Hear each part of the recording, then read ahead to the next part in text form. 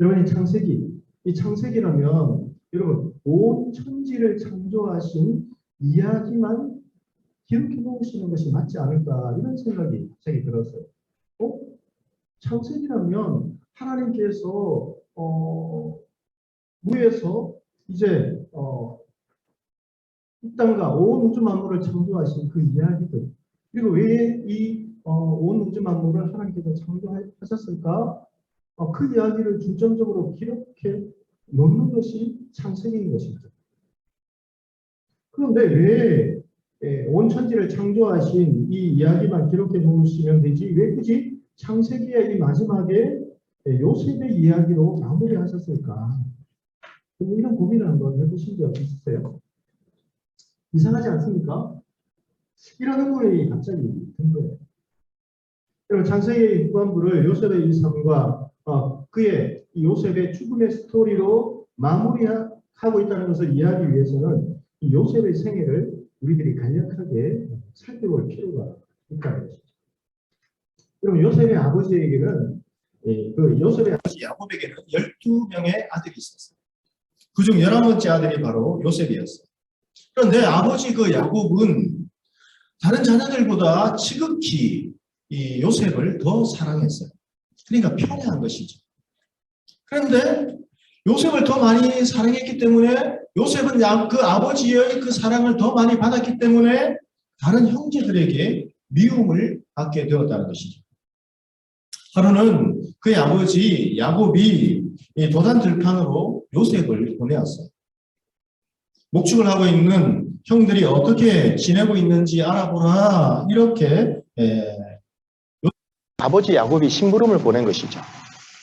그런데 도단에서 양을 치고 있던 그 형들이 멀리서 다가오는 그 요셉을 바로 알아봤어요. 왜냐하면 요셉은 자신들과는 목축을 하고 있는 그 목동의 옷과는 다른 새색 옷을 입고 있었기 때문이겠죠. 요셉을 평소 미워했던 형들은 이 기회에 요셉을 죽여버리자 그렇게 생각하고 의논하고 요셉을 구덩이에 던져 밀어 넣었어요. 그러니까 스스로 거기에 빠져나오지 못하고 죽으라는 것이죠. 하지만 큰형 루벤은 비록 우리들이 미워하는 동생이지만 어떻게 동생을 우리가 우리 손으로 죽이겠는가? 차라리 요셉을 노예로 팔아버리자 이렇게 제안을 했어요. 그런데 때마침 애굽으로 가는 상인을 만나게 된 거예요. 참 이상하죠? 요셉을 팔아버리자라고 제의를 했지만 하루를 기다리고 이틀을 만약에 기다렸다? 상인이 나타나지 않았으면 그냥 그 형들은 목축을 하면서 다른 곳으로 이동해버리면 요셉은 그 구덩이에서 빠져나오지 못하고 죽었을 거예요. 그런데 여러분 때마침 애굽으로 가는 상인을 만나게 되었다? 참 이상하죠? 근데 그 상인들에게 은 20전을 받고 동생 요셉을 팔아버렸어요.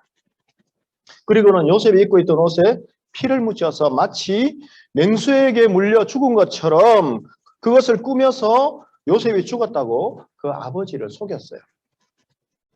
애굽으로 팔려간 이 요셉은 애굽의 12대장 보디발의 집에 노예로 살게 되었어요. 여러분 당시 고대 사회에서 노예란 어떤 존재였을까요?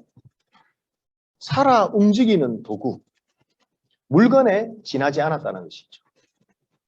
그러니까 요즘으로 말한다면 여러분 이 인공지능이 요즘 발달하고요. 이제 로봇 기술이 이제 발달해서 여러분 이제 그 메뉴를 주문하면 로봇이 이제 음식을 갖다 주는 그 정도의 단계까지 이르렀죠.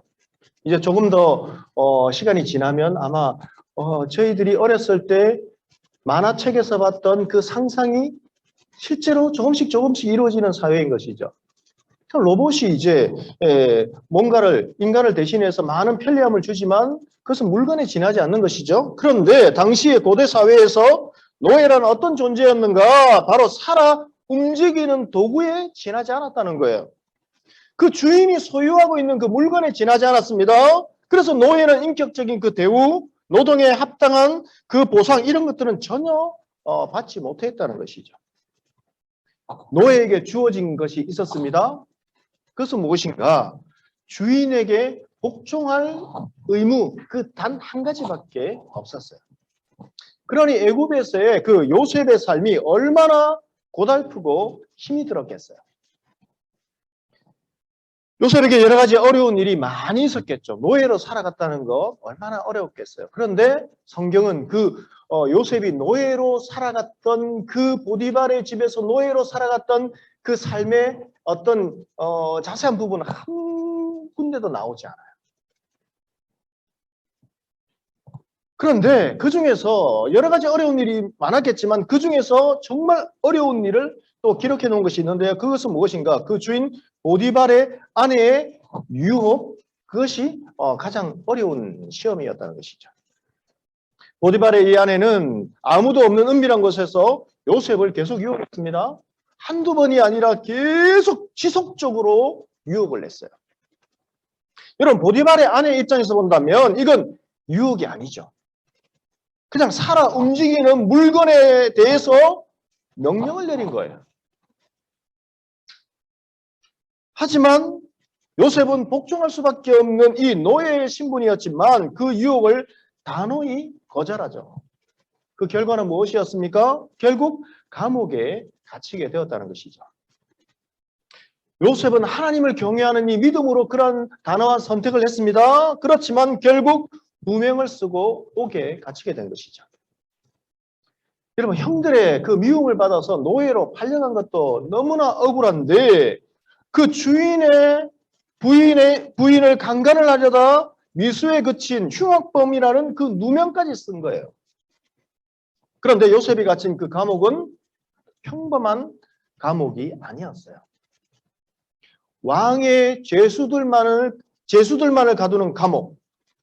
그러니까 왕에게 뭔가 해를 끼치려고 하다가 여러분 반란이라든지 어떤 그런 최고의 형을 여러분 그 범죄를 저지른 왕의 죄수들만을 가두는 그 감옥에 요셉이 들어가게 되었다는 거예요.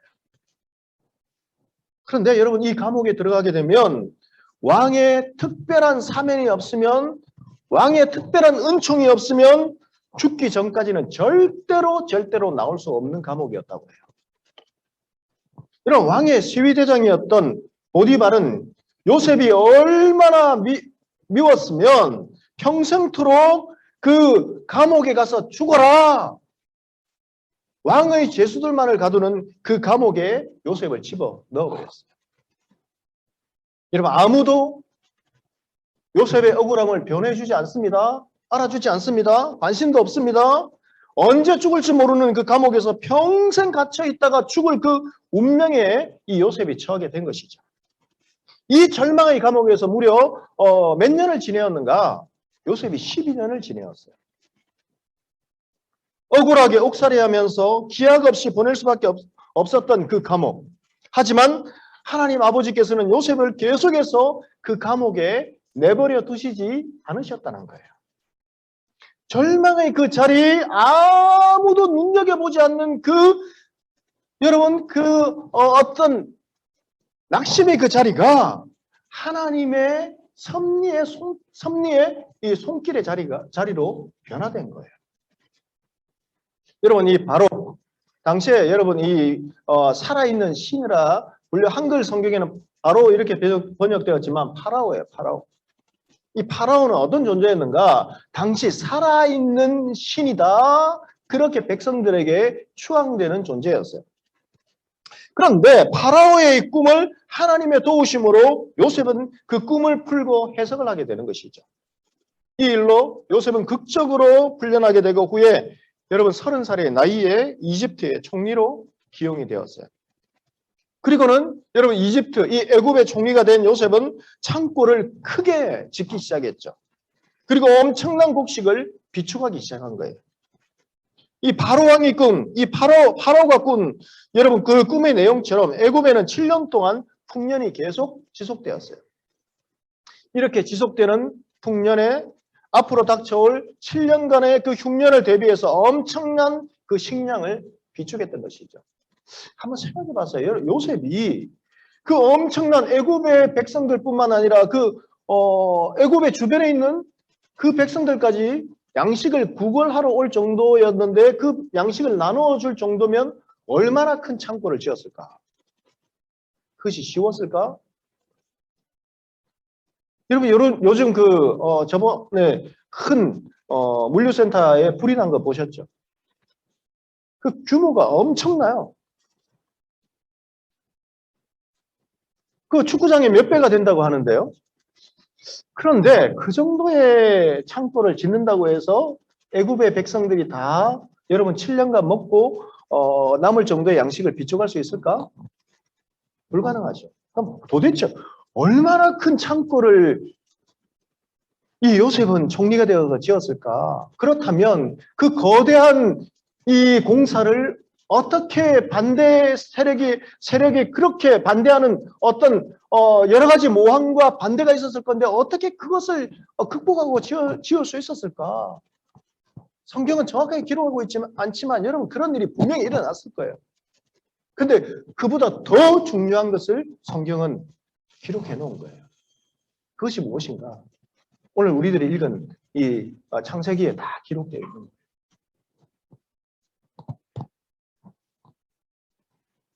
엄청난 식량을 7년간의 흉년을 대비해서 비추기 시작했습니다. 연이어 결국 바로 왕이 꾼 이 꿈의 내용처럼 7년간의 흉년이 시작되었어요. 백성들은 양식을 구하지 못해 굶주리고 있을 그 백성들을 위해서 총리 그 요셉은 그동안 비축해 놓았던 그 양식을 이제 풀어서 공급해 주기 시작했어요. 여러분 그때 이 요셉의 그 신임 신뢰도가 얼마나 높아졌을까요? 아마 왕보다도 더 인기면이나 지지도나 신뢰성이 높아졌을 거예요. 그런데 어떻게 요셉이 죽지 않고 살았을까? 그것도 저는 의문이에요. 파라오의 한 손가락 안 하면 죽여라 하면 죽을 수 있는데 어떻게 살아남았을까? 왜 그 살아남은 것을 하나님이 기록해 놓으시지 않으셨을까? 그보다 더 중요한 것이 창세기에 기록되어 있는 거예요. 여러분 이런 상황에서 가나안 땅에도 흉년이 동일하게 계속되었습니다. 결국 가나안 땅에 살고 있는 야곱의 식구들도 예외 없이 큰 어려움을 겪게 되었어요. 흉년으로 양식을 구하지 못해서 궁핍해지기 시작했습니다. 이제 흉년이 시작된 지 2년 차밖에 안 됐는데 그들은 생존의 위협까지 받게 되었어요. 이제 7년간의 흉년인데 2년밖에 안 되었어요. 그런데 먹을 양식이 없어서 굶어 죽을 그 위기를 벌써 맞이한 것이죠.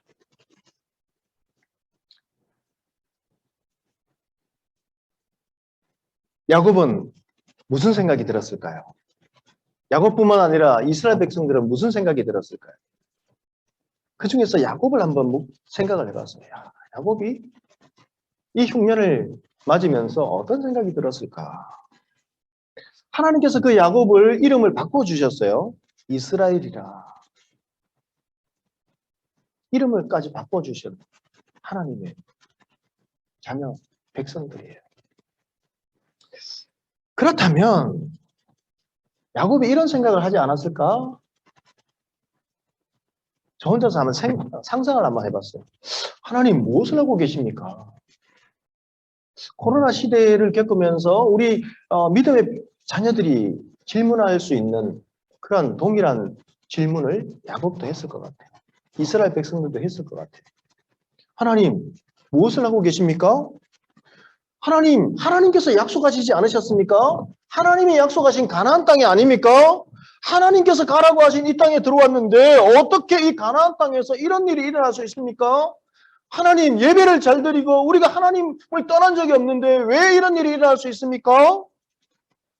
생존의 문제뿐만 아니라 신앙적인 깊은 고민에 많이 빠졌을 것 같아요. 그리고는 하나님 어떻게 이방신 이 파라오를 숭배하는 애굽의 식량을 구걸하기 위해서 우리 아들들이 내려가야 합니까? 하나님의 백성들이 그곳에 구걸을 하러 내려가야 합니까? 그러나 이런 고민을 했다 할지라도 하나님 앞에 이런 고민 가운데 기도를 했다 할지라도 결국 생존의 현실적인 벽에 부딪힌 거예요. 그래서 결국 야곱은 식량을 구하기 위해서 애굽으로 아들을 내려보낼 수밖에 없었어요. 여러분, 이 결정을 내리기까지 야곱이 얼마나 고심했을까요? 결국 생존의 문제 때문에 이스라엘이라 하나님께서 이름을 바꿔주신 믿음의 야곱도 결국에는 여러분 코로나와 같은 이런 상황을 만날 때에 결국 애굽으로 내려간 거예요. 여러분, 애굽에 식량을 구하러 왔던 아들들은 놀랍게도 오래전에 죽었을 거라고 생각했던 동생 요셉이 살아있다는 사실을 알게 됐죠. 그뿐 아니라 이 동생 요셉이 애굽의 총리가 되어 있음을 알게 되었어요. 얼마나 놀랐겠어요. 형들은 이 요셉을 통해서 양식을 구하게 되었습니다. 그리고 야곱의 가족들은 새로운 삶의 터전을 찾아서 애굽으로 이주하게 되었어요. 여러분, 만약 요셉이 애굽의 그 총리가 되지 못했다면 요셉의 가족들은 앞으로 지속될 5년간의 그 흉년에서 살아남을 수 있었을까요? 살아남을 수 없었을 거예요. 그러니까 하나님의 은혜의 손길이 함께 하셨다는 거예요. 야곱은 70여 명의 이 대가족을 이끌고 고센이라는 이 지역에 정착을 하게 되었어요. 그리고는 거기서 몇 년을 살았는가? 17년을 살았어요. 야곱은 17년간의 이 이민 생활, 애굽에서의 여러분 그 타향살이 가운데에 그의 나이 147세가 되었을 때에 하나님의 부르심을 받게 되었어요. 이상하죠. 저는 왜 애굽에서 죽었을까? 그것도 이상해요. 하나님께서 이스라엘이라 이름까지 바꿔주신 야곱인데 가나안 땅에서 죽게 하시지 왜 애굽 땅에서 죽게 하셨을까? 하나님의 부르심을 받기 전에 그는 이 야곱은 창세기 47장 9절의 말씀을 보시면 이 파라오에게 자신의 삶을 이렇게 고백해요. 내 나이가 얼마 못 되니 우리 조상의 나그네의 길의 연조에 미치지 못하나 험악한 세월을 보내었나이다. 자신의 인생을 야곱은 무엇이라 고백하는가 하면 험악한 인생을 살았습니다. 이렇게 고백하는 거예요. 그리고는 하나님의 부르심을 받았습니다. 얼마 있지 않아서 야곱이 하나님의 부르심을 받자 야곱의 남은 그 아들들은 큰 걱정거리가 생겼어요. 왜냐하면 아주 오래전이지만 자신들이 그 동생 야곱을 미워해서 죽이려고 했고 그 동생 요셉을 미디안의 상인에게 노예로 팔아버린 그 일이 걱정이 된 거예요. 아버지가 살아계실 때에는 어떤 이유인지는 모르지만 무사했습니다. 그러나 아버지가 세상을 떠난 상황에서 혹시 요셉이 이 일로 자신들에게 보복을 하지 않을까 남은 그 자녀들은 걱정하기 시작했어요. 그래서 요셉의 형들은 의논 끝에 요셉을 찾아가 용서를 구하기로 결정했어요. 그런데 여러분 가만히 생각해 보면 요셉의 그 형들이 양식을 구하러 왔을 때 요셉에게 사죄한 용서를 구한 적이 있어요. 그런데 여러 가지 상황을 본다면 그것은 진심 어린 용서가 아니었을 확률이 커요. 그리고는 17년간 여러분 이 고센이라는 그 애굽 지역에 살면서 용서를 구할 수 있는 그 기회는 얼마든지 있었을 거예요. 얼마나 많은 시간들이 있었겠어요. 그런데 아버지 야곱이 떠나자 이런 걱정을 했다는 것은 진심 어린 진정성 있는 용서를 구하지 않았다는 것을 추측해 볼 수 있는 것이죠. 어떻게 17년간을 살면서 이런 엄청난 죄악을 저지르고 그 동생 요셉에게 진심 어린 용서를 구하지 않았을까? 그 용서를 구했다면 분명히 요셉의 인격으로는 그 형들을 용서했을 것이고 17년간 살면서 그 앙금, 아픔들 이것들은 다 사라졌을 거예요. 그런 두려움들도 사라졌을 거예요. 그러나 17년간 살면서 용서를 진심 어리게 구하지 않았다. 그런데 그 형들에게 대해서 보복하지 않았던 요셉도 대단한 것이죠. 용서를 구하지 않으면서 여러분 같은 그 지역에서 요셉의 그 은혜를 입으면서 살아가는 거 그것도 대단한데 그 정도 베풀어줬으면 마음이 깨달아져서 저절로 용서를 구하거나 아니면 여러분 그 삶이 달라져야 할 것인데 그렇지 않았다는 것도 대단하고 보복하지 않은 그 요셉도 대단한 것이죠. 그 용서를 구하는 그 형들에게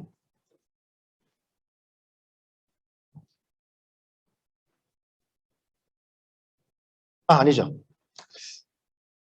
요셉에게 용서를 구해야 되겠다. 이 결정을 하고 요셉을 찾아가서 했던 말이 바로 오늘 우리들이 읽었던 이 본문의 말씀이에요. 우리 창세기 50장 15절 말씀입니다.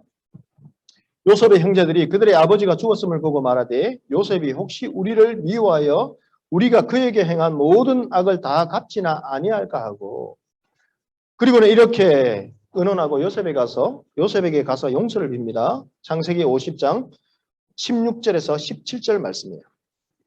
요셉에게 말을 전하여 이르되 당신이 아버지가 돌아가시기 전에 명령하여 이르시기를 너희는 이같이 요셉에게 이르라 내 형들이 내게 악을 행하였을지라도 이제 바라건대 그들의 허물과 죄를 용서하라 하셨나니 당신 아버지의 하나님의 종들인 우리 죄를 이제 용서하소서 하며 요셉이 그들이 그에게 하는 말을 들을 때에 울었더라. 여러분 좀 이상해요. 아무리 생각해도. 용서를 구하는데 아버지가 돌아가시기 전에 명령했습니다. 이렇게 핑계를 대고 내 형들이 내게 악을 행하였을지라도 그들의 허물과 죄를 용서하라 하셨나니 아버지의 이름을 빌어서 우리말로 표현한다면 두리뭉실하게 자신들이 무엇을 행하였다, 잘못했다 이것은 없고 아버지가 명령하셨습니다. 우리 죄를 이제 용서하소서. 우리는 당신의 종들입니다. 결국 요셉이 총리이기 때문에 그 막강한 그 권력, 여러분 살아있는 신과 버금가는 그 권력 앞에 어쩔 수 없어서 그렇게 하는 것은 아닌가 이런 생각이 들었어요. 그렇지만 요셉이 그들에게 대답했던 그 말은 무엇인가? 창세기 50장 20절의 말씀에 기록되어 있어요. 당신들은 나를 헤아려 하였으나 하나님은 그것을 선으로 바꾸사 오늘과 같이 많은 백성의 생명을 구원하게 하려 하셨나니. 여러분 이 요셉의 고백이 바로 창세기의 결론이에요. 50장. 창세기는 요셉이 이 말을 하고 요셉이 하나님의 부르심을 받는 것 그것으로 끝나요. 창세기라면 여러분 하나님이 창조하신 그것으로 끝나는 것이 창세기죠. 그런데 창세기에 왜 요셉이 이런 대답을 하고 요셉이 죽는 것으로 끝이 날까? 왜 요셉이 고백한 이 대답을 왜 창세기의 마지막을 장식하고 있을까? 여러분 이 말씀은 결국 창세기의 이 말씀은 요셉이라는 뛰어난 한 개인 그 개인의 인격과 신앙만을 보여주는 것이 목적이 아니라는 거예요. 그렇다면 다른 목적이 있다는 것이죠. 그 목적은 무엇인가? 요셉이라는 인물에 초점을 맞추게 되면 성경을 통해서 알려주시고자 하는 더 중요한 사실을 우리들이 놓칠 수 있다는 거예요. 그럼 어떤 중요한 목적이 있기에 요셉의 이 이야기를 그토록 길게 이 창세기에 기록해 놓으셨는가? 그것은 바로 요셉과 함께 하시고 요셉을 통해서 일하신 하나님을 보여주시고 알려주시기 위해서 이 긴 스토리를 기록해 놓으셨다는 거예요. 우리 사랑하는 믿음의 형제 자매 여러분, 우리가 믿는 하나님은 과연 어떤 하나님이실까요? 여러분 때로는 사람들은 선을 행하는 것뿐만 아니라 악을 행하기도 해요. 그런데 하나님은 그 사람들의 선한 행위뿐만 아니라 때로는 사람들이 행하는 그 악을 통해서도 당신의 선한 목적을 이루어 가시는 분이심을 창세기를 통해 보여주시는 거예요. 사람들은 요셉을 해하려고 했습니다. 요셉의 형들만 요셉을 해하려고 했던 거 아니에요. 보디발의 아내도, 그뿐 아니라 여러분 그 감옥에 갇혔을 때에도, 총리가 되었을 때에도 요셉은 끊임없이 그 애굽에서 이방신을 믿는 그 나라에서 얼마나 여러분 생명의 그 위협을 많이 받았을까요? 사람들은 요셉을 해치려고 하였으나 그것을 통해서도 하나님은 선한 목적을 이루어 가셨다는 거예요. 어떤 선한 목적을 이루어 가셨을까? 흉년으로 죽을 수밖에 없었던 이스라엘 그 백성들을 구원하시기 위해서, 그뿐 아니라 하나님께서 약속하신 믿음의 백성들을 이루시기 위해서 미리 요셉을 애굽으로 보내셨다는 것이죠. 야곱의 식구들이 양식을 얻기 위해서 애굽으로 찾아왔을 때는 흉년이 시작된 지 2년째였어요. 흉년은 앞으로 계속해서 5년간 더 지속될 그러한 그 흉년이 예정되어 있었던 것이죠. 그러나 그들은 몰랐을 거예요. 어떻게 5년이 더 지속될까? 야곱의 식구들, 이스라엘 백성들은 몰랐을 거예요. 만일 요셉이 미리 애굽에 와 있지 않았다면 야곱의 가족들은, 이스라엘 백성들은 절대로 이 흉년에서 살아남을 수 없었어요. 요셉이 형들에 의해서 노예로 팔리고 애굽에 이 옥에 갇히고 9일 총리가 되는 모든 여정은 무엇인가? 자기 백성을 구원하시고 인도하시는 하나님의 섭리, 하나님의 계획 아래 있었다는 것이죠. 요셉은 이러한 하나님의 섭리를 깨달아 알고 있었다는 것이죠. 그뿐 아니라 그 하나님의 섭리, 계획하심을, 인도하심을 믿음으로 바라보며 신뢰하고 있었다는 것이죠. 그래서 그는 창세기 45장 7절에서 8절의 말씀에서 요셉은 이렇게 고백하고 있어요. 하나님이 큰 구원으로 당신들의 생명을 보존하고 당신들의 후손을 세상에 보내시려고 나를 당신들보다 먼저 보내셨나니, 그런즉 나를 이리로 보내니는 당신들이 아니요 하나님이시라. 하나님이 나를 바로에게 아버지로 삼으시고 그 온 집의 주로 삼으시며 애굽 온 땅의 통치자로 삼으셨나이다. 여러분, 요셉은 그와 함께 하시는 하나님의 섭리를 깨닫고 알고 믿고 신뢰하고 있었어요. 그래서 그가 총리가 된 것은 자신의 힘으로 어떤 운이 좋게 된 것이 아니라 하나님께서 나를, 여러분, 파라오의, 여러분, 그 애굽의 신의 아버지로 삼으셨다. 그 온 집에 애굽의 여러분 그 온 집의 주로 삼았다. 그뿐 아니라 애굽 온 땅의 통치자로 삼았다. 결국 요셉의 삶의 여정은 형들에 의해서 주도된 것이 아니라는 거예요. 그들은 악을 행해서 요셉을 노예로 팔았지만 노예로 팔려간 이 삶, 절망의 그 자리가 결국 요셉의 삶의 여정에 그 형들이 주도된 삶이 결코 개입되지 못했다는 것이죠. 요셉은 이렇게 고백합니다. 형들이 청하는 이 용서에 그는 어떻게 대답했는가? 당신들은 나를 해하라 하였으나 하나님은 그것을 선으로 바꾸사 오늘과 같이 많은 백성의 생명을 구원하게 하시려 하셨나니, 이렇게 고백하고 있어요. 그런데 여러분, 말씀을 준비하는 가운데 계속 마음속에서, 머릿속에서 떠나지 않는 인상적인 단어가 있었어요. 그것은 무엇인가? 당신들은 나를 해하려 하였으나 하나님은 그것을, 이 그것이라는 이 단어가요, 머릿속에서 떠나지가 않아요. 야, 그것이 뭘까? 그것. 여러분, 그것들, 이 그것에는 여러분, 많은 것들이 포함되어 있어요. 요셉은 딱 자신의 삶의 모든 여정을 그것을 이렇게 표현하지만 이 짧은 단어 속에 얼마나 많은 여러분 얼마나 엄청난 험난한 세월, 눈물, 고뇌, 아픔, 절망 이 모든 것들이 우리가 겪어보지 못한 모든 것들이 이것에 포함되어 있다. 바꿔 말하면 이것을 어떻게 표현할 수 있을까요? 하나님께 적용해 본다면 이제 성탄절이 다가오는데요. 이 엄청난 것을 담은 단어가 무엇일까? 하나님의 은혜. 그와 내용은 다르지만 여러분 하나님의 그 엄청난 은혜와 그것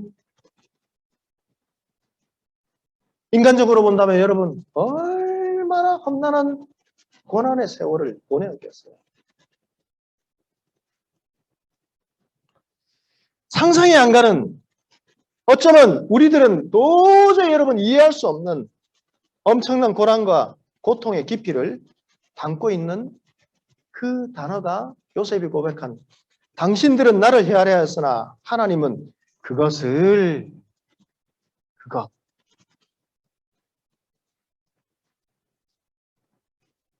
나를 죽을 만큼 힘들게 하고 아프게 했던 삶의 소망까지 끊어질 고통을 준 어떤 사건이나 여러분 그 사건이 타인에게 주도되는 것이 아니라 그것조차도 믿음의 사람들에게는 하나님의 자녀들에게는 하나님의 손길에 인도된다. 그렇게 고백하고 있는 거예요. 할렐루야. 여러분 결국 요셉의 이 고백은 하나님께서 온 우주 만물의 창조자이실 뿐만 아니라 창조된 이 세계에도 찾아오셨다는 거예요. 여러분 성탄이 이제 다가오는데요. 예수님께서 그 성탄을 통해서 십자가의 대속의 그 죽음을 지시기 위해서만 이 땅에 오신 것이 아니라 그 창조된 그 세계에도 이후에도 그 죄와 악행과 하나님을 떠난 그 자리에서도 하나님께서는 함께 하시고 창조된 그 세계에 찾아오시고 다스리시고 인도하시고 약속의 자녀들을 붙잡고 지키시는 분이심을 요셉은 고백하고 있는 거예요. 우리 사랑하는 믿음의 형제 자매 여러분, 하나님은 인간의 잘못된 역사의 뒤편에서 결코 뒷짐만 지고 계시는 그러한 관망하시는 하나님이 아니세요. 여러분 많은 사람들이 역사의 주인공은 바로 인간들이다 그렇게 생각하지만 역사의 주인은 바로 살아계신 하나님이세요. 요셉의 그 형들이 요셉을 해치려고 했지만 하나님은 그것을 통해서도 자기 백성을 구원하시는 하나님의 구원의 역사를 계속 이어가시고 계셨다는 것입니다. 그러하기에 하나님은 지금도 우리의 곁에 찾아오십니다. 지금도 우리의 곁에 찾아오셔서 우리의 삶과 역사를 주관하고 계시는 하나님이심을 여러분 믿고 확신하시기 바랍니다. 이것이 바로 하나님의 섭리인 거예요. 오늘 이 시간 요셉을 통해 함께 하셨던 일하셨던 하나님을 우리도 만날 수 있게 되기를 바랍니다. 하나님은 그때나 지금이나 변함없이 우리를 사랑하고 계신다는 거예요.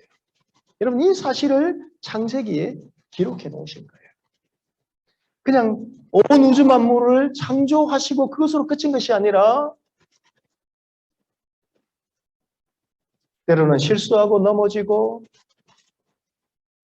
때로는 하나님이 기뻐하시지 않는 악행의 길을 걸어갔다 할지라도 때로는 여러분 믿지 않는 불신자들이 그러한 악행을 저지른다 할지라도 그것들조차도 하나님과 합력해서 여러분 선으로 바꾸어 가시는 하나님이시라는 거예요.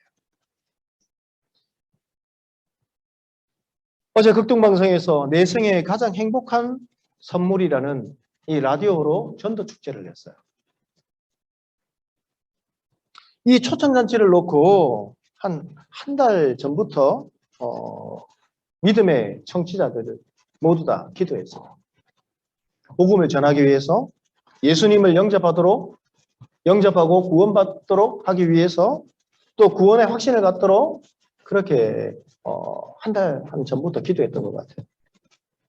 근데 그 당일날 과연 라디오로 이제 그 복음을 전하는 것뿐만 아니라 실시간으로 여러분 전화 연결을 하면 영접 기도까지 하는 거예요. 구원의 확신이 없는 사람에게는 구원의 확신을 줄 수 있도록 기도를 따라하라. 그런데 과연 어떻게 될까 궁금했어요. 그런데요, 놀라운 일들이 실제로 일어나는 거예요. 근데 한 집사님의 사연을 인상 깊게 머릿속에서 떠나지 않아요. 이 집사님이 이제 그 전도 잔치에 본인이 직접 전화를 한 거예요. 이 집사님은 20년간 교회 생활을 열심히 한 그 집사님이셨어요. 그런데 이분은 코로나가 터지자 이제 교회에 나가지 않게 되었죠. 온라인으로 예배를 드리게 됐는데, 온라인으로 예배를 드리면 예배를 너무나 현장에서 예배를 드리는 것이 너무나 사모하고 그렇게 될 줄 알았는데 너무나 편하고 좋더래요.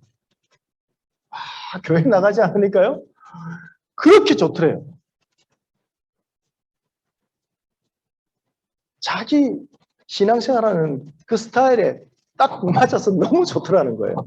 그런데 한 2년이 되었는데요, 이번에 라디오 이 전도 축제를 통해서 그 극동방송을 들으면서 자신의 모습을 생각해 보게 되었대요. 내가 이래도 될까? 예배를 현장에서 드리지 않고 온라인으로 예배를 드리는 것이 너무나 좋은데 내가 이래도 될까? 그러면서 고민에 빠졌는데요, 내가 정말 구원받은 하나님의 자녀일까? 그런 고민에 빠지게 되었다는 거예요. 그래서 부끄러움을 무릅쓰고 본인이 직접 전화를 했어요. 저는 20년간 신앙생활을 했지만 코로나가 터져서 예배를 가지 않고 온라인으로 예배를 드리니까 너무나 좋고, 그런데 저는 구원의 확신이 있는지 잘 모르겠습니다. 구원의 확신을 위해서 기도해 주십시오. 여러분, 정말 20년간 신앙생활한 그 집사님이 입장에서 본다면 한국교회 온 청취자들이 듣고 그 교회 분들도 들을 건데요, 부끄러운 고백 아니겠어요? 그런데 용기를 내어서 구원의 확신이 설 수 있도록 기도해 주십시오. 그런데 어린아이처럼요, 목사님이 기도를 해요. 하나님, 나는 정확한 내용은 기억나지 않지만요, 그 초등학생과 같이 따라서 기도하는 거예요. 가슴이 조마조마했어요. 저런, 우리로 본다면 저런 뭐라고 하죠? 아주 초급적인 저런 기도를 따라 할까? 20년 신앙생활 하신 분이. 그런데 그 기도의 짧은 그 기도의 마지막 부분에 가서는 울음을 터뜨리는 거예요. 그러면 감사합니다. 자, 그 장면이 지금도 잊혀지지가 않아요. 라디오 들었지만. 여러분, 지금도 하나님은, 여러분, 우리가 겪는 이 코로나 사태를 통해서도 하나님의 구원의 역사, 하나님의 그 섭리하심을 계속해서 이어가고 계심을 여러분 믿고 확신하시기 바랍니다. 1999년도 4월 20일에 콜로라도 덴버에서 총기 난사 사건이 일어났어요. 여러분 그거 기억하실 거예요. 히틀러를 신봉했던 두 남학생이 히틀러의 이 생일을 기념해서 그 학교의 동급생들을 모아놓고 총을 난사했어요. 그 총기 난사로 인해서 그때 13명의 그 학생들이 죽었어요. 이 총기 난사를 벌인 이 두 학생, 총기 난사범이라 그냥 할게요. 이 사람들의 이름은 중요하지는 않을 것 같아요. 자신의 그 캠퍼스의 학생들을 한 군데 모아놓고 한 명씩 총구를 갖다 댔어요. 그리고는 이렇게 질문했다고 해요. 너 예수님 믿느냐? 총을 갖다 대고, 총구를 딱 갖다 대고, 너 예수님 믿느냐? 대부분의 학생들이 어떻게 반응했을까요? 벌벌 떨면서, 아니, 나 예수 안 믿어. 이렇게 대답했다고 해요. 나 예수님 안 믿어. 벌벌 떨면서 그렇게 대답하면요. 그 모습을 지켜보면서 그 총기 난사범 그 2명의 그 학생들은 아주 뭐라고 하죠? 그 미소를 지으면서 조롱의 그 미소를 지으면서 나 예수님 안 믿어. 벌벌 떨면서 하는 그 학생들은 살려줬어요. 그런데 한 여학생이요. 너 예수님 믿느냐? 하고 할 때 그 총구 앞에서 담대하게 이렇게 대답한 여학생이 있었어요. 예수님은 지금도 살아계신다. 그리고 너희들도 예수님의 길을 따라야만 해. 이렇게 대답했어요. 이 고백을 들었던 총기 난사범 그 2명의 학생들은 어떤 반응을 보였을까요? 엄청난 분노 가운데에 그래, 네가 믿는 그 예수님 곁으로 가라 하면서 총을 그대로 난사해버린 거예요. 그래, 네가 믿는 그 예수님 곁으로 가라. 그런데 그 충격적인 공포의 그 자리에서 놀라운 기적이 일어난 거예요. 그 여학생의 이름은 캐시 버넬이라는 이 여학생이었는데요. 그 캐시 버넬의 이 죽음을 지켜봤던 많은 학생들 사이에서 신앙적인 대각성이 일어났어요. 캐시 버넬이 보여주었던 그 담대한 신앙의 고백, 그 죽음이 미국 전역에 알려지기 시작한 것이죠. 그리고는 잠자던 느슨했던 그 신앙, 사람들의 신앙심에 불을 붙이기 시작한 것이죠. 그리고는 미국 전역의 각 학교에서 새로운 운동이 일어났다고 합니다. 각 대학마다 여러분 국회 개양대가 있는데 국회 개양대 앞에서 학생들이 모여서 기도하기 시작했다고 해요. 우리도 캐시 버넬의 길을 따르자. 그 국회 개양대 앞에서 학생들이 자발적으로 모여서 대학마다 기도에 불이 붙은 거예요.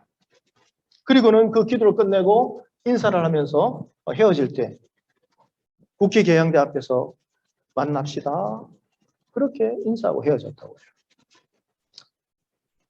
그런데 여러분, 이 신앙인에 의한 대각성이 일어난 것이 아니었어요.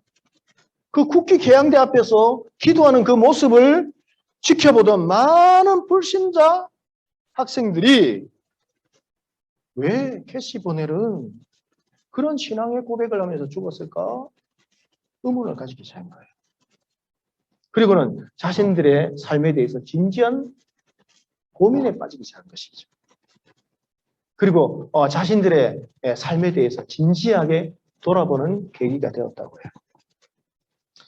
사랑하는 우리 믿음의 형제 자매 여러분, 참 우리는 겪어보지 못한 어려운 시대를 우리들은 살아가고 있어요. 그러나 우리가 믿음의 눈으로 오늘 요셉이 하나님을 믿고 신뢰했던 이 믿음으로 우리도 함께 이 세대를 바라본다면 오늘 이 찬양의 고백처럼 우리는 감사한 삶을 살아갈 수 있는 거예요. 누구도 겪어보지 못했던 이 어려운 자리에서 하나님을 사랑하고 하나님을 신뢰할 수 있다. 하나님을 고백할 수 있다. 그것은 엄청난 여러분 축복이고 행운인 것이죠. 그러하게 여러분 우리 이 어려운 시대를 살아가고 있지만 사실 여러분 이 코로나 팬데믹이 찾아오지 않았다 할지라도 이미 경제난이 겹쳤습니다. 그뿐 아니라 단군 일에 겪어보지 못한 취업난, 여러분 이것만으로도 벅차고 힘든데 코로나 팬데믹까지 겹쳤습니다. 그러니까 이전의 세대에서는 겪어보지 못한 이 어려운 시대를 지금의 젊은이들이, 현 세대들이 살아가고 있는 거예요. 하지만 여러분 우리의 이 고난, 이해할 수 없는 이 고통, 아픔을 통해서도 우리에게 유익을 주시고 선한 목적을 이루어 가시는 하나님의 이 섭리를 오늘 이 창세기의 마지막 요셉의 이 고백을 통해서 우리들이 깨달아 알 수 있게 되기를 바랍니다. 그것, 당신들은 나를 해하려고 하였으나 그것들까지도, 여러분이 겪고 있는 그것들까지도 하나님은 지키시고 인도하시고 보호하시고 그것들을 통해서도 하나님의 선하신 목적을 이루어 가시는 분이심을 여러분 우리들이 믿고 확신하며 감사할 수 있게 되기를 바랍니다. 로마서 8장 28절의 말씀 읽어드리고 마치도록 하겠습니다. 우리가 알거니와 하나님을 사랑하는 자 곧 그의 뜻대로 부르심을 입은 자들에게는 모든 것이 합력하여 선을 이루느니라. 할렐루야. 기도하시겠습니다. 하나님 아버지, 오늘 창세기의 마지막 요셉의 이 이야기를 통해서 이 창세기의 마지막 요셉의 이야기가 한 개인의 신앙적인 인격이나 또 인간의 여러 가지 뛰어난 면을 기록해 놓은 것이 아니라 하나님의 백성을 지키시고 인도하시는, 그리고 이 땅의 창조 세계에 찾아오셔서 함께 우리와 함께 하시는 하나님의 그 사랑의 손길, 하나님의 계획하심과 하나님의 섭리가 있음을 우리들이 오늘 이 말씀을 통해 깨닫고 코로나 팬데믹 속에서 살아가는 우리들도 요셉처럼 하나님을 신뢰하며 사랑하며 하나님을 의지하며 하나님과 함께 동행할 수 있는 믿음의 복된 주의 종들 다 될 수 있도록 축복하여 주시옵소서. 하나님 수요 예배 가운데 또 우리 대학교회 가운데 하나님 이 현장에서 또 예배를 드릴 수 있게 하나님 인도해 주심을 주님 감사합니다. 다시는 우리의 생에서 찾아올 수 없는 이 시간, 이 귀한 시간 우리에게 정말 다시 한번 우리가 믿음으로 결단하며 하나님을 더욱더 사랑하며 의지하며 요셉과 같은 믿음으로 살아갈 수 있는 주의 귀한 백성들 다 될 수 있도록 축복하여 주시옵소서. 감사드리옵고 예수 그리스도 이름으로 기도드립니다. 아멘.